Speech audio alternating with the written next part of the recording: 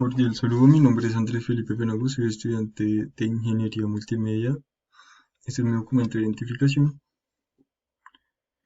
A continuación me dispongo a hacer la explicación del ejercicio 5, que es sobre un cohete. Bueno, dice, se desea conocer la capacidad de eficiencia de un cohete. Para ello se coloca una plataforma para su despegue. La masa del cohete es 5 por 40 por 10 a la 3 kilogramos. Se calcula que tiene una fuerza de empuje de 7,00 por 10 a la 4 newtons hacia arriba. Este empuje lo realiza en un tiempo de 3,20 segundos antes de apagarse. Si se desea saber si el cohete cumple con los requerimientos técnicos, se requiere obtener los siguientes datos. Determine valor de la aceleración y velocidad del cohete. La aceleración la determinamos a través de la segunda ley de Newton, despejando la fórmula de fuerza es igual a masa por aceleración.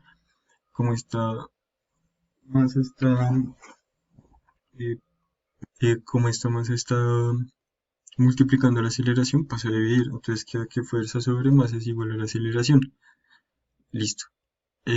La velocidad se obtiene con la fórmula del movimiento uniformemente rectilíneo, ya que sabemos que la velocidad final es cero, se anula y el tiempo que está dividiendo pasa a multiplicar.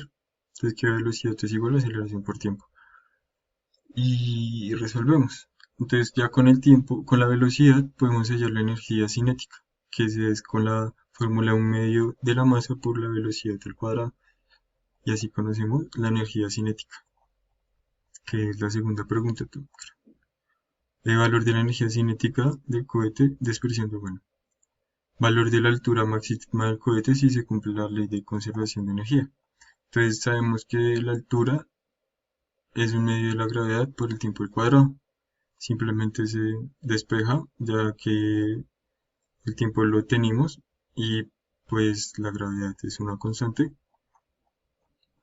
y listo. También, bueno, nos preguntan qué establece la ley de Newton.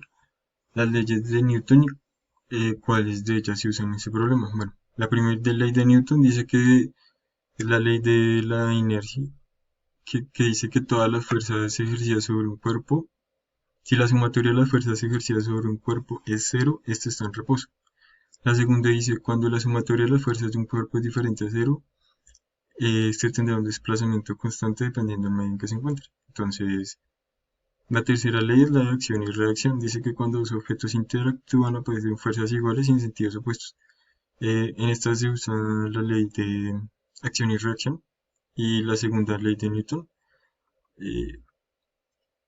eh, porque primero pues hay una fuerza constante hacia arriba y luego cuando pierde esta fuerza se convierte en una caída libre. Entonces adquiere otra nueva, o sea, con la fuerza que se impulsó hacia arriba y la altura que alcanzó, pues esa misma altura se va a volver como una fuerza potencial y será proporcional a la altura, a la fuerza con la que fue disparado.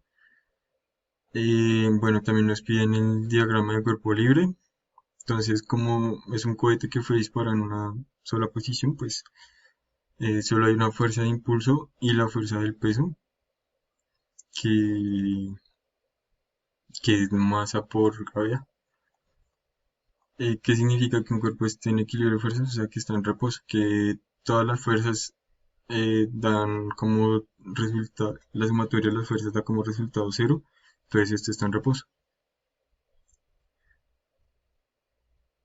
Entonces identifique similitudes y diferencias entre energía cinética y energía potencial y gravitacional. Bueno, la más notoria es que la potencial depende de la altura a la que está un objeto, mientras que la cinética depende de la masa y velocidad del objeto, aunque la potencial también se involucra la masa.